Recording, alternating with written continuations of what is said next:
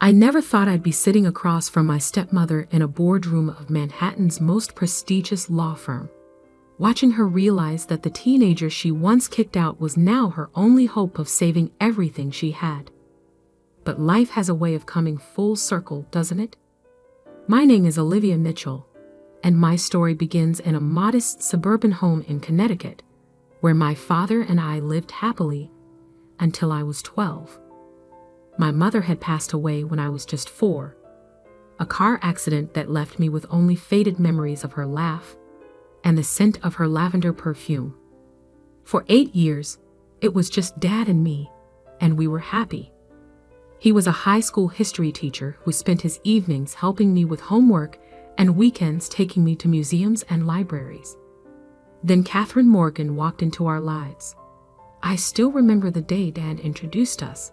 She was beautiful, with perfectly styled blonde hair and a designer handbag that probably cost more than Dad's monthly salary. She worked in real estate, specialized in luxury properties, and somehow found herself interested in a humble history teacher. "Olivia, sweetheart," Dad said, his eyes shining with hope I hadn't seen since Mom died. "This is Catherine. We've been seeing each other, and I wanted you to meet her." Catherine smiled, but it didn't reach her eyes. "Hello, Olivia. Your father has told me so much about you." I was 12, not stupid. I saw the way she looked around our modest home, her nose slightly wrinkled as if she smelled something unpleasant. But Dad was happy, truly happy, for the first time in years. So I smiled back and tried to be welcoming. The wedding happened 6 months later. Catherine moved into our home, bringing with her expensive furniture, silk curtains, and a constant stream of criticism about everything from our old family photos to the way I dressed. "Darling," she'd say, her voice dripping with false sweetness, "don't you think it's time to replace these old pictures? They make the house look so dated." The photos she referred to were the only ones I had of my mother.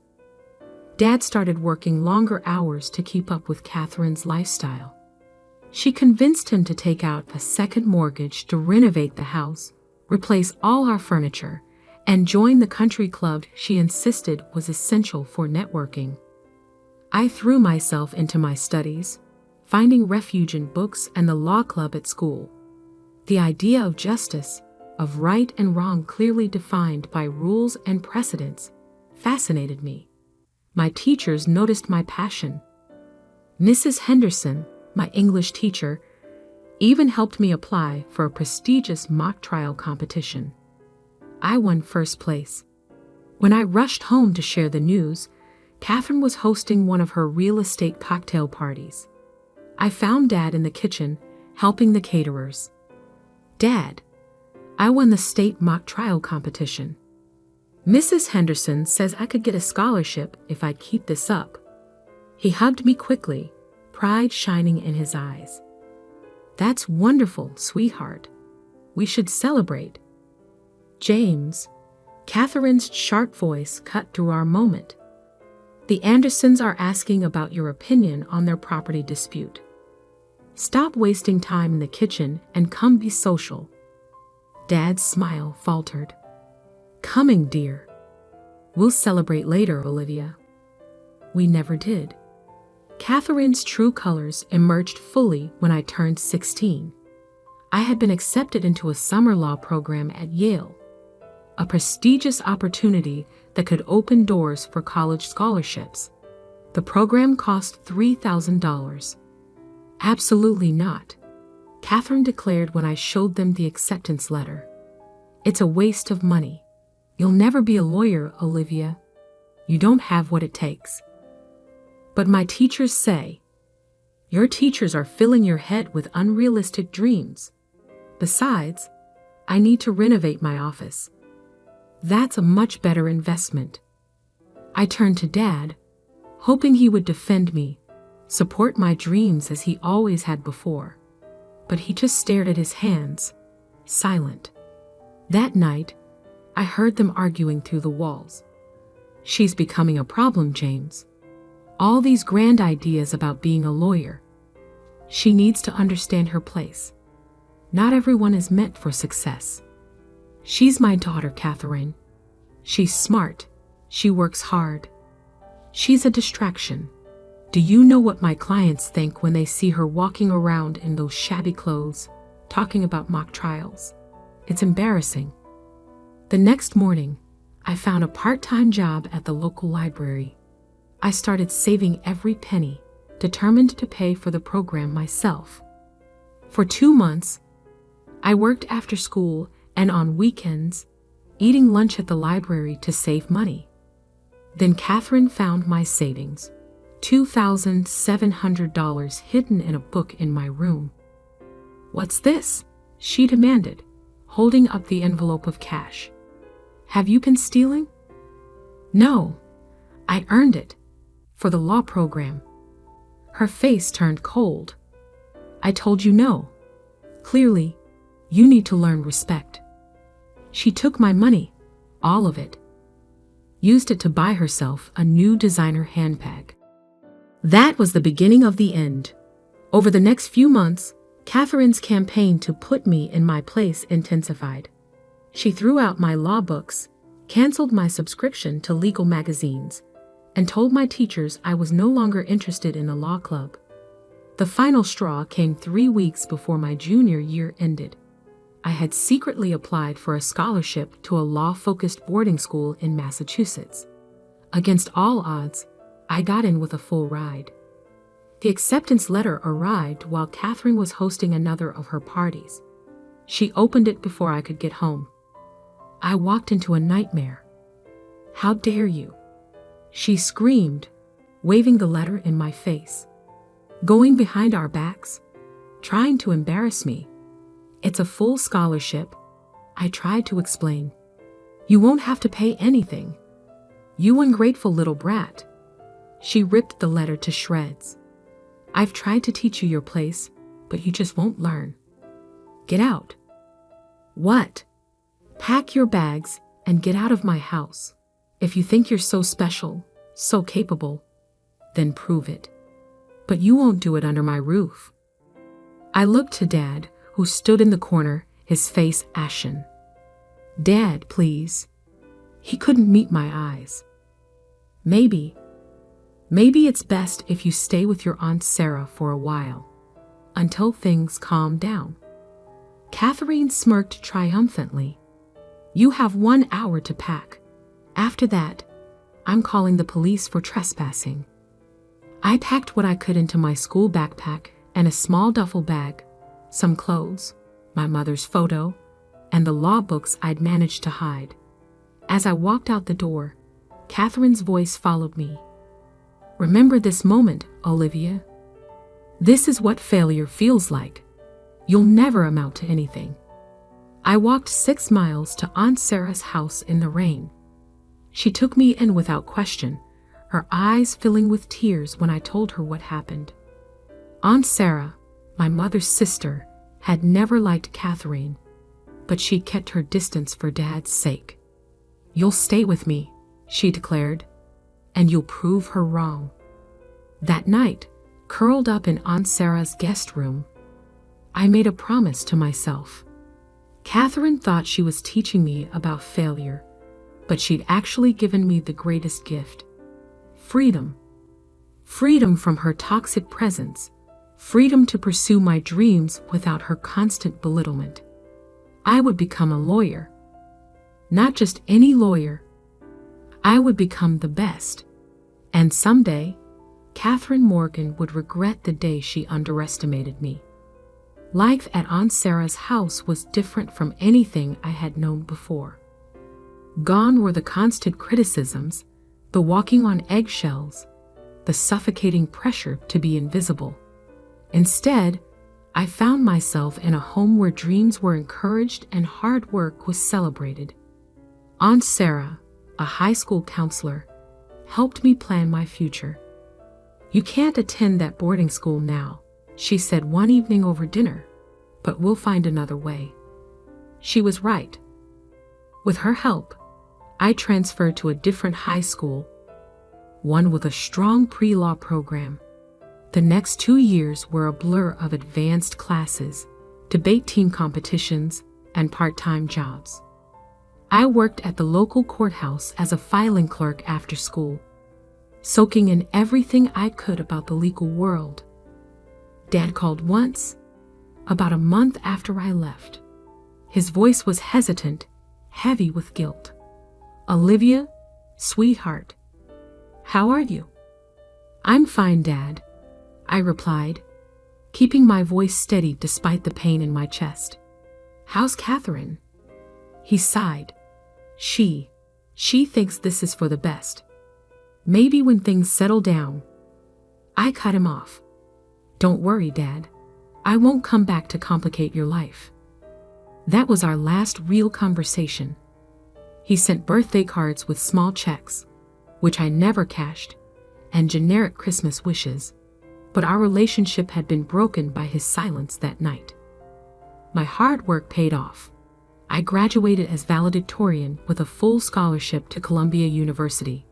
Catherine's words echoed in my head as I delivered my graduation speech. "You'll never amount to anything." I used them as fuel. College was where I truly found myself. I double majored in business and political science, maintaining a perfect GPA, while working part-time at a law firm as a legal assistant. My professors noticed my dedication. One of them, Professor Hamilton, became my mentor. "You have something special, Olivia," she told me after class one day. "A fire that can't be taught." Through Professor Hamilton, I met Diana Chen, a founding partner at Chen & Associates, one of New York's most prestigious law firms. I interned there during my junior year, working harder than any other intern. I stayed late, came in early, and volunteered for the cases no one else wanted. "Why do you push yourself so hard?" Diana asked me one night, finding me still at my desk at 11 p.m. I told her my story, about Catherine, about being kicked out, about the promise I made to myself. Diana listened silently, then smiled. "How would you like to be part of our legal scholarship program for law school?" That scholarship changed everything. I got into Harvard Law School, graduating magna cum laude 3 years later. Diana offered me an associate position at Chen & Associates immediately after graduation. I threw myself into my career with the same intensity that had gotten me through college. While other associates complained about long hours, I thrived on them. Every difficult case, every challenging client was an opportunity to prove Catherine wrong. My reputation grew quickly. I became known for taking on impossible cases and winning them. The legal community started calling me the closer, because once I took a case, it was as good as won. At 30, I made partner, the youngest in the firm's history. At 32, I became managing partner when Diana decided to semi-retire. The day I took over the corner office, I found a letter from Diana on the desk. "Olivia, I'm not just giving you this position because you're brilliant, though you are. I'm giving it to you because you understand that law isn't just about winning cases. It's about justice. Your past didn't break you. It made you stronger. Use that strength wisely." Diana. I built Chen & Associates into something even bigger. We expanded from corporate law into civil rights cases, taking on pro bono work for people who, like my teenage self, needed someone to fight for them. My name became associated with the biggest cases in New York. If you had a multi-million-dollar lawsuit that needed winning, I was the lawyer you wanted. Life had a strange sense of irony, though. One morning, my assistant knocked on my office door, looking uncomfortable.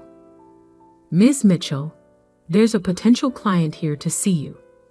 She doesn't have an appointment, but she's insisting. It's about the Morgan Realty Group case." I froze. Morgan Realty Group. Catherine's company. The same company that had been in the news recently for a $20 million lawsuit involving fraudulent property valuations. Send her in, I said, turning my chair to face the window. I heard the door open, heard the familiar click of expensive heels on hardwood floors. Then a voice I hadn't heard in 12 years. I need to speak with whoever's in charge, off Olivia? I turned slowly, savoring the shock on Catherine's face. She had aged, though she fought it with expensive procedures and designer clothes. But her eyes were the same, cold, calculating, now wide with disbelief. "Hello, Catherine," I said calmly. "I understand you need a lawyer." She stood frozen in my office doorway, her perfectly manicured hand clutching her designer bag, probably another one bought with someone else's dreams. You're the managing partner of Chen and Associates?" I smiled, remembering the night she threw me out. "Please sit down. Tell me about your case." Catherine sank into the chair across from my desk, her composure cracking. "This is impossible. You were nothing. I was 16 and had nothing but a backpack of clothes and some law books," I finished for her. "Now I'm the person you need to save your company from a $20 million lawsuit. Life is full of surprises, isn't it?" Catherine sat in my office, her practiced poise crumbling as she realized the full magnitude of her situation. The $20 million lawsuit against Morgan Realty Group wasn't just any case. It was a career-ending, reputation-destroying disaster. "The accusations are false," she insisted, her voice trembling slightly. "We never knowingly inflated property values." I opened the case file on my desk, scanning documents I had already memorized. 7 properties, Catherine. All sold to elderly clients at grossly inflated prices. The evidence suggests you knew exactly what you were doing. She leaned forward, desperation creeping into her voice. "You have to help me. Your father?" "Don't." My voice cut through the air like steel. "Don't you dare use him to manipulate me. Not after what you did." Catherine's face hardened. "I did you a favor that night. Made you strong. Look at you now, managing partner at Chen and Associates. You should thank me." I let out a cold laugh. "Thank you. For throwing out a 16-year-old girl. For stealing her savings. For crushing her dreams at every opportunity." "I was teaching you about the real world," she argued. "Nobody gives you anything. You have to take it." "No, Catherine. You were being cruel because you could be. Because it made you feel powerful to break someone else's spirit." I stood up, walking to the window overlooking Manhattan. "But you were right about one thing. Nobody gave me anything. I earned every bit of this success." She was quiet for a moment, then asked, "Will you take the case?" I turned back to face her. The great Catherine Morgan, begging for help from the worthless teenager she kicked out. "How desperate are you?" "I'll pay whatever you want," she said quickly. "Double your usual fees. Triple them." "It's not about money." I sat back down, folding my hands on my desk. "Tell me about my father. How is he?" Her expression flickered. "James. He's fine. Working. Teaching history at a private school now." "And does he know you're here?" "No," she admitted. "He doesn't know about any of this. The lawsuit, the company's troubles. I've kept it from him." I nodded slowly. "Because if he knew, he might finally see you for what you are." Catherine's facade cracked completely. "Please, Olivia, I'll lose everything. The company, the house, our reputation. All of it gone if you don't help me." I opened my desk drawer and pulled out a folder, one I'd been keeping for years. Did you know I've been tracking Morgan Realty Group since I made partner? Every questionable deal, every suspicious transaction. I knew someday our paths would cross again. Her face went pale. You've been waiting for this. Not actively, I corrected her. I've been busy building my own success, but I kept an eye on you, knowing that people like you eventually self-destruct. I stood up, walking to my office door. I won't take your case, Catherine, but I will give you some free legal advice. Settle. Take responsibility for what you did, because if this goes to trial, I'll make sure every detail of your fraud becomes public record. You can't do this, she whispered. I'm family. Family? I turned back to her, my voice sharp. Family doesn't throw a teenager out into the rain. Family doesn't steal their savings or crush their dreams. You made it very clear 12 years ago that we weren't family. Catherine rose shakily, clutching her designer bag like a shield. You're enjoying this, aren't you? Watching me beg? No, I said honestly. I don't enjoy seeing anyone in despair, not even you. That's the difference between us, Catherine. You found pleasure in causing pain. I found purpose in overcoming it. As she reached the door, I called out one last time. Catherine? She turned, tears smearing her expensive mascara. Tell my father I miss him. Tell him when he's ready to talk. Really talk. He knows where to find me. After she left, I sat in my quiet office, thinking about that rainy night 12 years ago, about the scared teenager with a backpack full of dreams and a heart full of determination. I picked up my phone and called Aunt Sarah. How did it go? She asked. She was the only person I'd told about Catherine's upcoming visit. Exactly as it needed to, I replied. She's going to settle the lawsuit. Probably lose the company anyway, but at least her clients will get their money back. And how do you feel?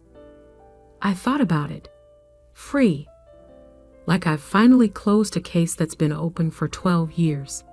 2 weeks later, I received a letter. The handwriting was familiar. My father's neat teacher's script. Dear Olivia, Catherine told me everything. About the lawsuit, about coming to see you, about what really happened the night you left. I've been a coward. I chose peace over justice, comfort over doing what was right. I let her drag away my daughter, and I'll never forgive myself for that. I saw your name in the paper recently, the youngest managing partner in Chen and Associates history. I've kept every article about your successes, every mention of your cases. I was too ashamed to reach out, but I've been proud of you every single day. If you're willing, I'd like to have coffee. Just talk. Start somewhere. Love, Dad. I sat at my desk, reading the letter 3 times. Then I picked up my phone and dialed his number. Dad? Yes, it's Olivia. I got your letter. Coffee sounds good. Life has a way of coming full circle. Sometimes the longest journey leads you right back where you started, but as a different person. Catherine had tried to teach me about failure, but instead, she taught me about strength, about resilience, about the power of proving someone wrong. 2 months later, I got another visitor in my office, a teenage girl from our pro bono program. She'd been kicked out of her home, was living with a relative, dreaming of becoming a lawyer despite everyone telling her she couldn't. I looked at her and saw myself 12 years ago. Tell me your story, I said, leaning forward. And then let me tell you about how being underestimated can be the greatest gift someone can give you. Because sometimes the best revenge isn't about making someone regret their actions. It's about becoming so successful that their opinion no longer matters. It's about turning their cruelty into your motivation, their rejection into your determination. Catherine lost her company in the end. The settlement wiped out most of her assets. She and my father divorced shortly after. He finally saw her for who she really was. Last I heard, she was working as a regular real estate agent in Connecticut, no longer the queen of luxury properties. As for me, I dedicated a portion of Chen and Associates' resources to helping underprivileged students pursue legal careers. We started a scholarship program specifically for teenagers who, like me, had all the determination, but none of the support. Every time I interview a candidate for our program, I think about Catherine's words, "You'll never amount to anything." She was wrong. I amounted to everything I dreamed of and more, not because of her cruelty, but in spite of it. And now, I make sure other dreamers get the chance to prove their doubters wrong too. Sometimes when I stand in my corner office, looking out over the city, I remember that scared 16-year-old walking in the rain. I wish I could tell her that everything would be okay, that one day she'd be stronger than she ever imagined. But then again, maybe she already knew. Maybe that's why she kept walking, kept dreaming, kept fighting. Because sometimes the people who tell you you'll never succeed are the ones who end up needing your help the most. And sometimes the sweetest victory isn't in revenge, but in becoming exactly who you were meant to be, regardless of who tried to stop you.